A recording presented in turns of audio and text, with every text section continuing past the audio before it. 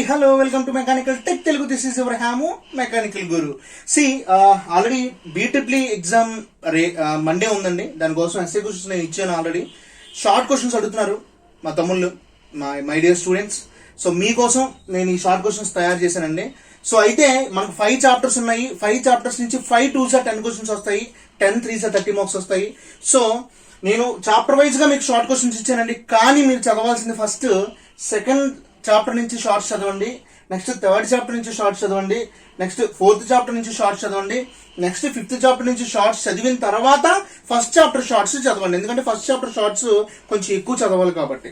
So coming to the first chapter, the basic electrical fundamentals. Basic electrical fundamentals నుంచి first question వచ్చేసి explain what is Ohm's law and what is Lenz's law. Next coming to the second question, define magnetic field strength, what is magnetic flux and permeability with units అండి. So next third question వచ్చేసి laws of resistance and capacitance. చాలా tick పెట్టిన question, ఎట్టి పరిస్థితిలో వదలకండి students. Tick పెట్టిన question చాలా చాలా ఇంపార్టెంట్ అని అర్థం అనమాట. Define RMS value, time period, amplitude, frequency, average value and form factor. Single line definitions అండి. అన్ని సింగిల్ లైన్ ఉంటాయి.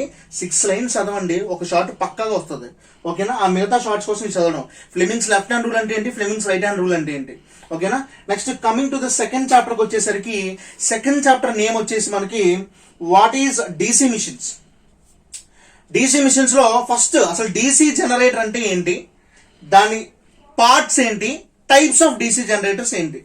నెక్స్ట్ సెకండ్ క్వశ్చన్ వచ్చేసి what is DC motor, what are the parts of DC motor, what are the applications of DC motor.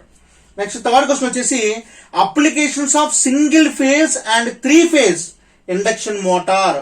Many times repeat అయిన question sir, అది చాలా చాలా important question. Next coming to the fourth question, types of starters and induction motor. Sorry, induction motor కాదు, types of starters అంతే. ఓకేనా?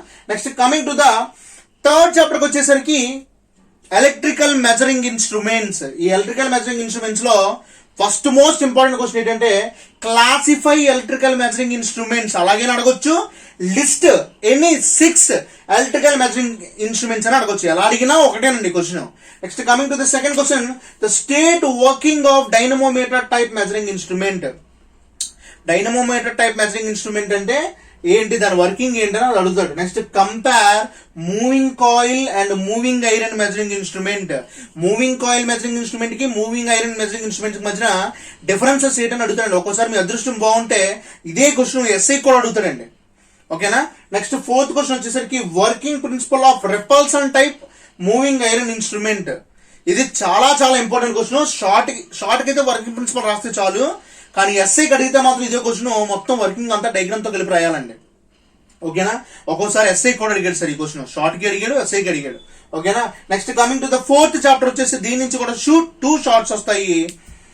Chapter name వచ్చేసి electrical safety procedures.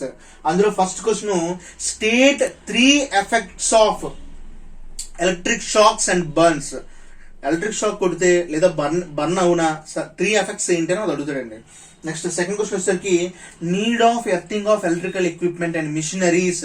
ఒక electrical equipment గానీ ఒక ఎలక్ట్రికల్ మిషన్స్ గానీ ఎర్తింగ్ చేయడం అనేది నీడా కాదా, చాలా ఇంపార్టెంట్ అండి question. Next procedure to avoid electrical shock. Electrical shock తగలకుండా ఉండాలంటే ఏమే ప్రొసీజర్ ఉంటుంది అన్నది థర్డ్ క్వశ్చన్. ఈ 3 షార్ట్లోంచి 2 షార్ట్లు వస్తాయండి. సో ఈ 4 షార్ట్స్ నుంచి 2 షార్ట్స్ వస్తాయి. ఓకేనా? Next last and most important chapter which is called electronic devices. What is conductor, what is insulator, what is semi conductor. First question ఇది. Differences between intrinsic and extrinsic semi conductor. Okay? Differences between P type and N type materials. Okay?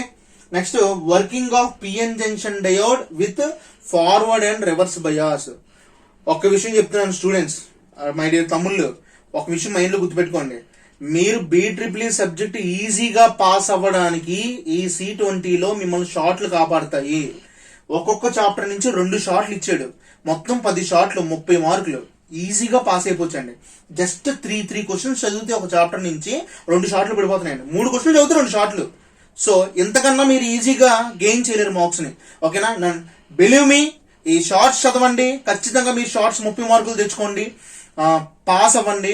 And ఇవే shorts చదివితే కొన్ని కొన్ని questions మీకు ఎస్ఐల్లో కూడా use అయ్యే అవకాశాలు ఉన్నాయి కాబట్టి సో ఈ షార్ట్స్ ని ఏ ఒక్క షార్ట్ ని కూడా వదలకుండా బాగా కాన్సన్ట్రేట్ చేయండి. My dear students or my dear తమ్ముళ్ళు, all the best for ever BEE exam according this shorts for ever bro the mechanical tech Telugu.